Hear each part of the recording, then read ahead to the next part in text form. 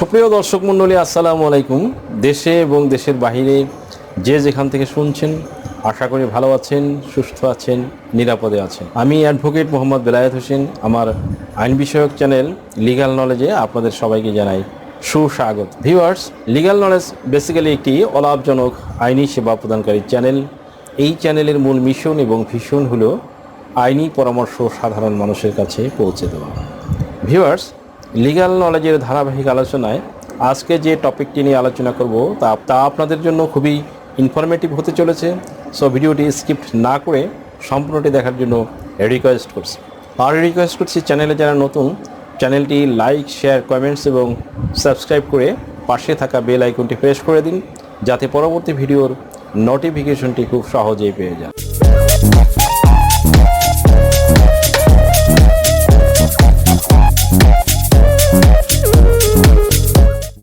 জমি কেনার আগে যে 5টি বিষয় জানা প্রয়োজন। বাংলাদেশে জমি কেনাবেচা বিষয়টি সতর্কতার সাথে না করা হলে বিপত্তি তৈরি হওয়ার সম্ভাবনা থাকে। মালিকানা সংক্রান্ত জটিলতা যেমন একটি ইস্যু, আবার নানা ধরনের জালিয়াতির শিকার হওয়ার ঘটনাও ঘটে প্রায়শই। বিশেষজ্ঞদের পরামর্শ হচ্ছে তাড়াহুড়ো না করে জমি কেনার আগে কিছু সময় যাচাই করে নিতে পারলে প্রতারণার শিকার হওয়া থেকে রক্ষা পাওয়া সম্ভব। ভূমি সংক্রান্ত কিছু সরকারি অফিসের তথ্য এবং ভূমি সংক্রান্ত বিষয়ে কাজ করা সুপ্রিম কোর্টের 2 জন আইনজীবীর কাছ থেকে নেওয়া কয়েকটি বিষয় তুলে ধরা হলো, যেগুলো জমি কেনার আগেই লক্ষ্য রাখা জরুরি। কাগজপত্রের কপি। জমি কেনার আগে সবচেয়ে গুরুত্বপূর্ণ মালিকানার প্রমাণ সংক্রান্ত দলিল ও কাগজপত্র, যেমন কাগজপত্রের ফটোকপি সংগ্রহ করতে হবে। সেগুলো হচ্ছে জমির দলিল, ওয়ারিশ সনদ প্রযোজ্য ক্ষেত্রে, সিএস, এসএ, আরএস, মহানগর, মিউটেশন পর্চা, ডিসিআর, খাজনার দাখিলা ইত্যাদি। বিশেষত দলিল, মিউটেশন বা নামজারির কাগজপত্র এবং খাজনা হালনাগাদের তথ্যের দিকে প্রাথমিকভাবে জোর দেন আইনজীবীরা। জমি ভেদে সিএস, আরএস বা অন্য কাগজেরও প্রয়োজন হতে পারে, তাই যতদূর সম্ভব সেগুলো জোগাড় করা প্রয়োজন, যাতে জমি সংক্রান্ত অতীত তথ্য, বর্তমান মালিকানা, পরিমাপ ইত্যাদি নির্ভরযোগ্যতা যাচাই সম্ভব হয়। সুপ্রিম কোর্টের আইনজীবী এএসএম সাকিব সিকদার বলেন, কাগজপত্রের বর্তমান মালিকানার বিষয় ছাড়াও 25 বছরের মালিকানা সংক্রান্ত তথ্যের দিকে জোর দেওয়া হয়। পুরনো দলিলের সাথে পরবর্তী সময়ের নামজারির খতিয়ান মিলছে কিনা সেটা গুরুত্বপূর্ণ। অনেক সময় মিউটেশনের তথা নামজারির সময় আরেক জমির কিছু অংশ কাগজে চলে আসে, অথবা মামলা বা দ্বন্দ্বের প্রেক্ষাপটে মিউটেশন বাতিলের মতো ঘটনাও ঘটতে পারে। এমন ক্ষেত্রে কাগজগুলো মিলিয়ে নিতে হবে, বলেন শিকদার। যিনি জমি বিক্রি করছেন তিনি ক্রয় সূত্রে মালিক, উত্তরাধিকার সূত্রে জমির মালিক হয়েছেন, এই বিষয়গুলো পরিষ্কার হতে হয়। যদি উত্তরাধিকার সূত্রে হয় তাহলে অন্য উত্তরাধিকার আছে কিনা সেটি যাচাই করা জরুরি। কাগজপত্র যাচাইকরণ। সংশ্লিষ্ট কাগজপত্র যাচাই করতে 3টি অফিসে যেতে হবে: তহসিল বা ভূমি অফিস, এসসি ল্যান্ড বা সহকারী ভূমি অফিস এবং সাব রেজিস্ট্রার অফিস। তহসিল বা ইউনিয়ন ভূমি অফিস। জমির প্রকৃত অবস্থা সম্পর্কে তথ্য পেতে তহসিল অফিস সবার আগে গুরুত্বপূর্ণ। খাজনার রসিদটি সঠিক কিনা, প্রস্তাবিত দাগ ও খতিয়ানের জমির প্রকৃত মালিককে, জমিতে কোনো সরকারি স্বার্থ জড়িত আছে কিনা সেটি দেখতে হবে। এখানে সরকারি স্বার্থ বলতে খাস জমি, পরিত্যক্ত সম্পত্তি, ওয়াকফ এস্টেট এবং সরকারি অধিগ্রহণের বিষয়গুলো খতিয়ে দেখতে হবে। সুপ্রিম কোর্টের আইনজীবী জাহাঙ্গীর হোসেন এক সাক্ষাৎকারে বলেন, জমি সংক্রান্ত অভিযোগ, দ্বন্দ্ব মামলার তথ্য নিশ্চিত করতে তহসিল হচ্ছে প্রাথমিক জায়গা। এসসি ল্যান্ড অফিস, মিউটেশন বা নামজারি সংক্রান্ত তথ্য বা দ্বন্দ্বের বিষয়ে নিশ্চিত হতে যেতে হবে সহকারী কমিশনার ভূমি অফিসে। বিক্রেতার নামজারির কাগজপত্র, মিউটেশন পর্চা, ডিসিআর ঠিকঠাক না হলে জমি রেজিস্ট্রেশন করা সম্ভব হবে না। তহসিল এবং এসসি ল্যান্ড, এই 2 অফিস থেকে তথ্য যাচাইয়ের দিকে বিশেষভাবে জোর দিচ্ছেন আইনজীবীগণ। সাব রেজিস্ট্রার অফিস, তহসিল এবং এসসি ল্যান্ড অফিস ছাড়াও সাব রেজিস্ট্রার অফিসে যাওয়ার পরামর্শ দিচ্ছেন আইনজীবীগণ। সাম্প্রতিক বেচাকেনা রেকর্ড অর্থাৎ 6 মাস থেকে 1 বছরের মধ্যে সে জমি বিক্রি সংক্রান্ত তথ্য। দেশ ও বিদেশ থেকে যে কোনো ধরনের হলফনামা, এফিডেভিট নিতে চান, কাবিননামা, নিকানামা যে কোনো ভাষায় অনুবাদ করে বিভিন্ন মন্ত্রণালয়, ইসলামিক ফাউন্ডেশন থেকে সত্যায়িত করে নিতে চান, শিক্ষা সনদ বা অন্য যে কোনো ধরনের ডকুমেন্ট শিক্ষা বোর্ড, শিক্ষা মন্ত্রণালয় থেকে সত্যায়িত করে নিতে চান, ধর্ম পরিবর্তন করে কোর্ট ম্যারেজ করতে চান, কুরিয়ার, ইমেইল, হোয়াটসঅ্যাপ, ইমো, মেসেঞ্জারিতে ডেলিভারি নিতে পারবেন। তাছাড়া সরাসরি এসেও নিতে পারবেন। Mobile number 01724583880। তো নিশ্চিত সাব রেজিস্ট্রার অফিসে যেতে হবে। আইনজীবীদের মতে অনেক সময় অন্যান্য সব তথ্য একই থাকলেও সাম্প্রতিক সময়ে একই জমি অন্য কাউকে বিক্রি করে দেওয়ার মতো ঘটনা থাকতে পারে।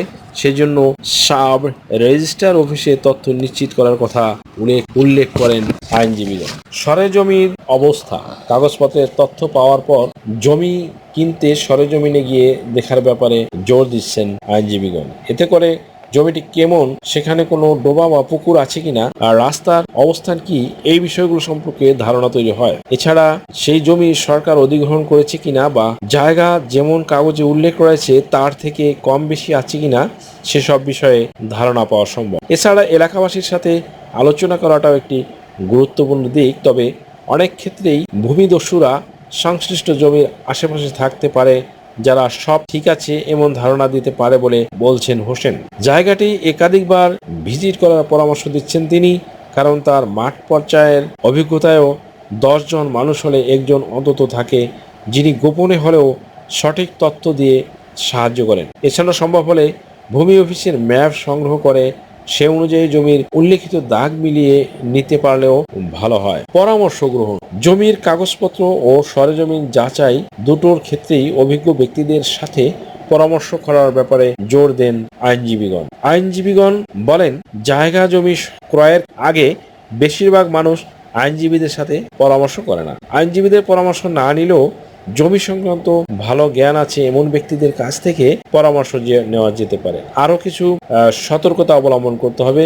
এত কিছু নিশ্চিত করে নেওয়ার একটা বড় উদ্দেশ্য জমি নিষ্কণ্টক নিশ্চিত করা, কারণ মামলা মোকদ্দমায় বা মালিকানা সংক্রান্ত বিরোধ পরবর্তীকালে ক্রেতার জন্য বাড়তি ঝামেলার সৃষ্টি করতে পারে। সুপ্রিয় দর্শক মন্ডলী, বড় জমি বা বেশি মূল্যবান সম্পত্তির ক্ষেত্রে পত্রিকায় বিজ্ঞাপন দিয়ে জানান দেওয়ার পরামর্শ দেন আইনজীবীগণ। অনেক সময় পাওয়ার অফ অ্যাটর্নির মাধ্যমে জমি কেনাবেচা হয়। সেক্ষেত্রে সাব রেজিস্ট্রার অফিসের সহায়তায় মূল মালিকের সাথে অন্তত যোগাযোগ করে নেওয়া প্রয়োজন বলে মনে করছেন আইনজীবীগণ। কারণ এমন অনেক মামলা পরবর্তীকালে আসে যেখানে ভুয়া পাওয়ার অফ অ্যাটর্নির মধ্য দিয়ে জমি বিক্রি হয়। যে কোনো অবস্থাতেই জমি কেনার ক্ষেত্রে মধ্যস্বত্বভোগীর সাথে আলোচনা না করে সরাসরি মালিকের সাথে আলোচনা করা প্রয়োজন। এসব কিছু যাচাই করতে সময় লাগলেও কম দামে কিনতে তাড়াহুড়ো করতে গেলে সর্বশান্ত হওয়ার ঝুঁকি তৈরি হতে পারে। সুপ্রিয় দর্শক মণ্ডলী, জমি কেনার সময় করণীয়, জমির সব কাগজপত্রের বিষয়ে সন্তুষ্ট থাকলে কেনার সিদ্ধান্ত নেওয়া গেলে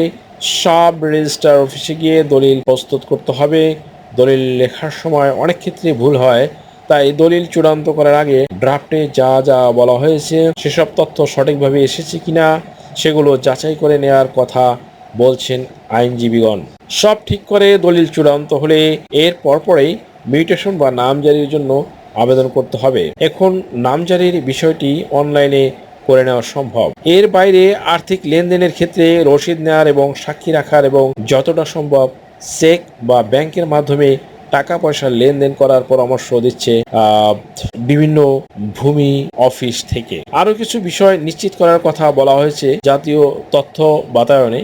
সেগুলো হলো জমির দলিলের স্ট্যাম্প এবং দলিল রেজিস্ট্রির রসিদ ক্রেতার নামে নিশ্চিত করে কিনে রসিদ যত্ন সহকারে রাখা, জমি রেজিস্ট্রির সময় ক্রেতা ও বিক্রেতা উপস্থিত থেকে স্বাক্ষর করা, বিক্রেতার নামে নাম জরিপ কপি এবং RS পর্চা উপস্থাপন করা। আগের তুলনায় ভূমি অফিসের তথ্য সংগ্রহ অনেক ক্ষেত্রেই সহজ হয়েছে বলে মত আইনজীবীদের।